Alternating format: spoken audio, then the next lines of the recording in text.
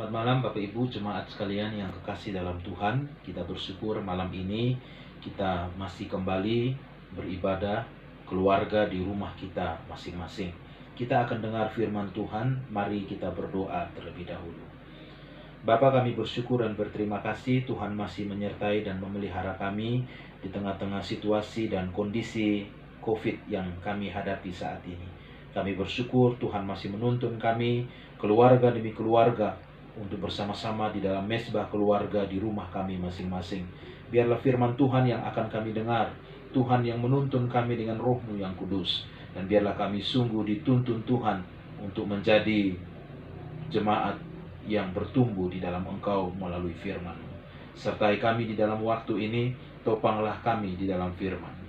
Di dalam nama Yesus Kristus kami berdoa. Amin. Mari kita melihat firman Tuhan pada malam ini di dalam kitab Yeremia pasal yang ke-9 ayat yang ke-23 sampai dengan ayat yang ke-24. Demikian firman Tuhan. Beginilah firman Tuhan, janganlah orang bijaksana bermegah karena kebijaksanaannya. Janganlah orang kuat bermegah karena kekuatannya. Janganlah orang kaya bermegah karena kekayaannya. Tetapi siapa yang mau bermegah, baiklah bermegah karena yang berikut, bahwa ia memahami dan mengenal aku, bahwa akulah Tuhan yang menunjukkan kasih setia, keadilan dan kebenaran di bumi. Sungguh semuanya itu kusukai.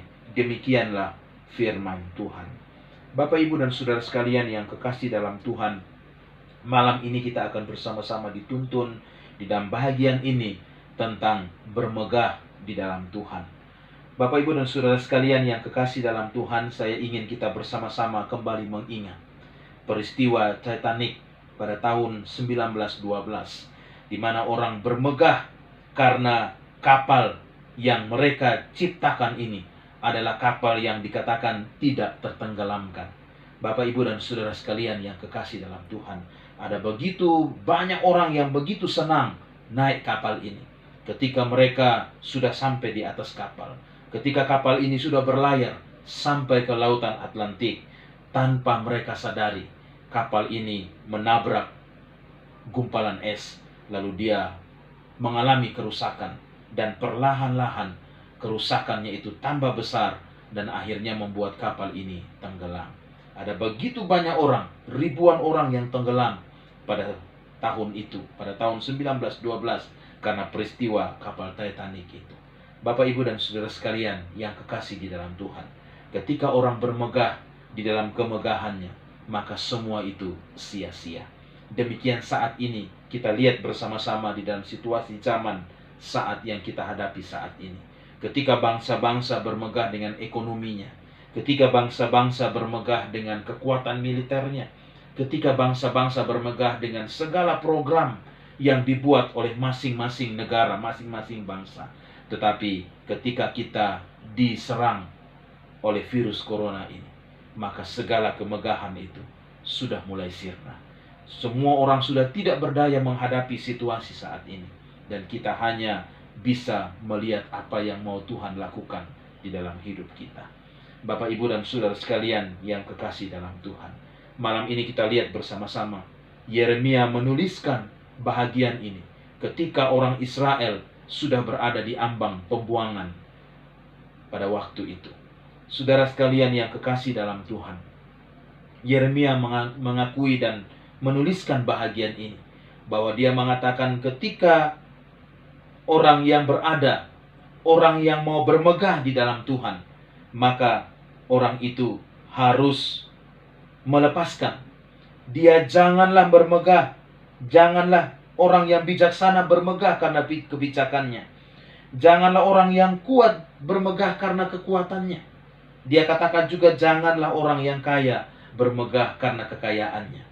Tetapi orang yang mau bermegah, baiklah dia memahami dan mengenal Tuhan, bahwa Tuhanlah yang menunjukkan kasih setia, keadilan, kebenaran. Sungguh semua itu disukai oleh Tuhan. Bapak, Ibu, dan saudara sekalian yang kekasih di dalam Tuhan, malam ini kita mau belajar bersama-sama. Kalau demikian, apakah kita masih bisa bermegah di dalam diri kita dengan apa yang kita punya? Kalau kita lihat dari zaman awal bangsa Israel ketika mereka berada di dalam kemegahan itu, mereka mengikuti keinginan mereka sendiri. Akhirnya mereka dibawa sampai kepada pembuangan. Di dalam zaman ini ketika kita lihat bersama-sama, ketika orang bermegah di dalam apapun yang dia miliki saat ini, dalam situasi COVID seperti ini, kemegahan itu sudah mulai hilang dan sirna. Bapak, Ibu, dan saudara sekalian yang kekasih dalam Tuhan, itu sebabnya kita mau belajar pada malam ini bagaimana kita bermegah di dalam Tuhan. Yang pertama kita mau melihat bersama-sama orang yang mau bermegah di dalam Tuhan. Ayat yang ke-23 dikatakan, beginilah firman Tuhan. Janganlah orang bermegah, janganlah orang bijaksana bermegah karena kebijakannya. Janganlah orang kuat bermegah karena kekuatannya. Janganlah orang kaya bermegah karena kekayaannya. Orang yang mau bermegah di dalam Tuhan adalah orang yang harus melepaskan kemegahan dirinya sendiri. Orang yang harus berusaha untuk melepaskan apa yang dia miliki, apa yang selama ini dia andalkan, apa yang selama ini dia ikuti menurut dirinya sendiri. Baru dia bisa bermegah di dalam Tuhan. Kita melihat di sini Yeremia mengatakan bahwa orang bermegah di dalam kebijaksanaannya, orang bermegah di dalam kekuatannya, orang bermegah di dalam kekayaannya. Kebijaksanaan itu adalah hikmat yang Tuhan berikan, sebuah kebijakan yang Tuhan berikan di dalam pikiran manusia, sehingga manusia bisa berpikir begitu rupa dan melakukan sesuatu. Kita melihat juga kekuatan yang Tuhan berikan. Kekuatan itu ada di dalam diri manusia. Tuhan berikan kekuatan itu di dalam diri manusia, supaya manusia dimampukan untuk melakukan sesuatu dan menciptakan sesuatu. Demikian kekayaan. Tuhan juga mengizinkan manusia untuk mendapatkan kekayaan dan harta benda. Tetapi Bapak, Ibu, dan saudara sekalian yang kekasih dalam Tuhan, seringkali semua yang didapat oleh manusia itu, manusia mengandalkan semua itu. Bahkan manusia mengikuti keinginannya sendiri. Apa yang menjadi kemegahannya? Yaitu dia mengikuti dirinya sendiri. Nah, itu sebabnya kita mau belajar bersama-sama. Ketika manusia mau bermegah di dalam Tuhan, maka dia harus melepaskan semua itu. Dia harus memiliki penyerahan diri secara total di dalam Tuhan, sehingga dia benar-benar bisa bermegah di dalam Tuhan. Bapak, Ibu, dan saudara sekalian yang kekasih di dalam Tuhan, kalau kita melihat tokoh-tokoh Alkitab, mereka sungguh-sungguh menyerahkan diri mereka kepada Tuhan. Kalau minggu yang lalu kita membahas tentang Ayub, maka kita juga sepintas melihat tentang Ayub. Ketika dia memiliki segala-galanya di dalam hidupnya, maka ketika Tuhan mengizinkan semuanya itu diambil daripadanya, sekejap saja semua itu bisa sirna. Tetapi kita lihat bersama-sama penyerahan diri Ayub secara total di hadapan Tuhan, itu yang membuat dia tidak bermegah dengan apa yang dia miliki selama ini. Kita melihat juga tentang Rasul Paulus. Ketika dia bertobat dan menyerahkan dirinya sungguh-sungguh di dalam Tuhan, maka kita bisa melihat bahwa dia tidak pernah bermegah dengan apa yang dia miliki. Bahkan dia menganggap sampah apa yang selama ini dia miliki. Dan kemegahannya adalah kemegahan di dalam Tuhan. Saudara sekalian yang kekasih di dalam Tuhan, mari kita belajar bersama-sama. Ketika orang yang mau bermegah di dalam Tuhan, maka orang itu harus benar-benar menyerahkan diri secara total di dalam Tuhan. Dia harus berusaha melepaskan apa yang selama ini dia pegang menjadi kemegahan dirinya sendiri, sehingga dia benar-benar menyerahkan diri secara total di dalam Tuhan. Baru dia bisa bermegah, dia bisa melihat apa kemegahan yang Tuhan berikan di dalam dirinya. Bapak, Ibu, yang kedua, ketika kita mau belajar orang yang bermegah di dalam Tuhan, di dalam ayat yang ke-24 dikatakan, tetapi siapa yang mau bermegah, baiklah ia bermegah karena yang berikut, bahwa ia memahami dan mengenal aku, bahwa akulah Tuhan yang menunjukkan kasih setia, keadilan dan kebenaran di bumi. Sungguh semuanya itu kusukai. Demikianlah firman Tuhan. Saudara, yang kedua, orang yang mau bermegah di dalam Tuhan adalah orang yang sungguh-sungguh mengenal dan memahami tentang Tuhan. Orang yang memiliki pengenalan yang baik tentang Tuhan, maka dia bisa bermegah di dalam Tuhan. Kenapa? Karena dia mengenal Allah itu secara utuh. Dia mengenal Allah itu dengan kasih setianya. Dia mengenal Allah itu sebagai Allah yang berkuasa di dalam hidupnya. Maka segala kemegahan yang ada di dalam dirinya pasti akan sirna, dan dia hanya bermegah kepada Tuhan saja. Bapak, Ibu, dan Saudara sekalian, Yeremia melukiskan ketika orang mengenal dan memahami Allah. Maka apa yang dikenal orang dengan Allah itu? Yang pertama, orang itu mengenal Allah di dalam kasih dan setianya. Allah adalah Allah yang kasih. Allah adalah Allah yang setia di dalam hidup manusia. Ketika Allah menciptakan manusia, ketika manusia menikmati segala yang Tuhan berikan di dalam taman itu. Tetapi ketika manusia melanggar perintah Tuhan dan dia jatuh di dalam dosa, maka Allah tidak pernah membiarkan manusia itu jatuh di dalam dosa dan membiarkan dia seperti itu. Tapi Allah di dalam kasih setianya, dia merancang sesuatu yang baik bagi manusia, sehingga akhirnya manusia itu bisa melihat keselamatan yang ada di dalam diri Yesus Kristus. Allah yang turun ke dalam dunia, Allah yang membuktikan kasih dan setianya di dalam hidup manusia, sehingga manusia itu bisa datang di dalam Tuhan.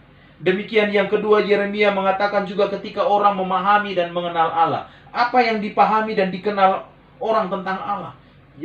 Yeremia mengatakan orang yang memahami dan mengenal Allah, orang melihat tentang keadilan dan kebenaran Allah di dalam hidup ini.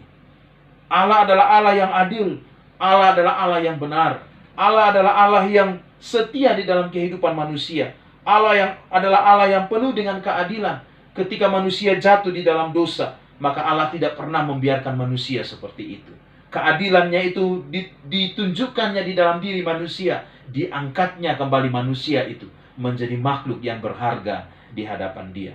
Dan ketika manusia datang mengenal anugerah Tuhan dan hidup di dalam Tuhan, maka Tuhan menuntun manusia itu supaya hidup benar di dalam kebenaran-kebenaran. Tuhan menuntun manusia itu melalui firman Tuhan, sehingga dia hidup benar di hadapan Tuhan. Bapak, Ibu, dan Saudara sekalian yang kekasih dalam Tuhan, ketika kita mau bermegah di dalam Tuhan, maka kita harus mengenal dan memahami tentang Tuhan. Bagaimana kita mengenal dan memahami tentang Tuhan? Bagaimana kita mengenal tentang kasih setia Tuhan? Bagaimana kita mengenal keadilan dan kebenaran Tuhan itu? Maka kita harus senantiasa merenungkan firman Tuhan. Kita harus senantiasa berdiri di atas firman Tuhan, sehingga kita dituntun dan kita memahami, mengenal tentang Tuhan itu di dalam kehidupan kita. Bapak, Ibu, dan Saudara sekalian yang kekasih di dalam Tuhan, kalau kita melihat bersama-sama di dalam kehidupan kita, maka apa yang bisa kita andalkan di dalam hidup ini? Tidak ada yang bisa kita andalkan. Amsal pasal yang ketiga mengatakan bahwa bersandarlah kepada manusia, kepada Allah. Akuilah Dia di dalam segala lakumu, maka Dia akan meluruskan jalan-jalanmu. Allah akan menuntun kita di dalam kehidupan kita. Kalau kita memahami Dia, kalau kita mengenal Dia melalui firman Tuhan, kalau kita sungguh-sungguh hidup di dalam Tuhan, maka Tuhan akan menuntun kita senantiasa di dalam jalannya. Bapak, Ibu, dan Saudara sekalian yang kekasih di dalam Tuhan, biarlah melalui perenungan pada malam ini, kita sekali lagi dituntun di dalam firman Tuhan ini. Mari kita menjadi orang-orang yang tidak bermegah atas diri kita sendiri, tapi mari kita bermegah di dalam Tuhan. Mari kita benar-benar melihat situasi dan kondisi yang kita hadapi saat ini. Mari kita berani untuk melepaskan segala apa yang kita punya. Dan mari kita hanya bermegah di dalam Tuhan. Mari kita menyerahkan diri kita secara total di dalam Tuhan. Dan ketika kita berhadapan di dalam situasi seperti ini, mari kita belajar untuk memahami dan mengenal Allah dengan baik. Sehingga di dalam pengenalan dan pemahaman yang baik di dalam Tuhan itu, kita senantiasa melihat bahwa Allah yang penuh dengan kemegahan itu, Dia akan memberikan kasih, keadilan, kebenaran. Dia akan menuntun kita, Dia akan menyertai kita di dalam hidup ini. Terima kasih Bapak, Ibu, dan Saudara sekalian. Biarlah kita senantiasa dituntun di dalam kehidupan kita bersama-sama dengan Tuhan. Tuhan memberkati dan menuntun kita sekalian. Mari kita berdoa sekali lagi. Bapa Surgawi, kami bersyukur dan berterima kasih kepadamu. Engkau Allah yang baik, Engkau Allah yang setia, Engkau Allah yang tidak pernah meninggalkan kami. Tuhan, tolonglah kami, supaya biarlah ketika kami menghadapi situasi dan kondisi saat ini, kami hanya bisa bermegah di dalam Engkau. Kami benar-benar menyerahkan diri kami secara total kepadamu. dan kami benar-benar memahami dan mengenal Engkau ya Tuhan. Sehingga biarlah kami hanya melihat pimpinan-Mu di dalam segala apa yang kami hadapi dan kami jalani di dalam hidup kami. Terima kasih untuk perenungan pada malam hari ini. Sempurnakanlah bahagian ini dan tuntunlah kami di dalam kebenaran. Di dalam nama Yesus Kristus kami berdoa dan mengucap syukur kepada-Mu. Amin. Terima kasih, Tuhan memberkati kita sekalian.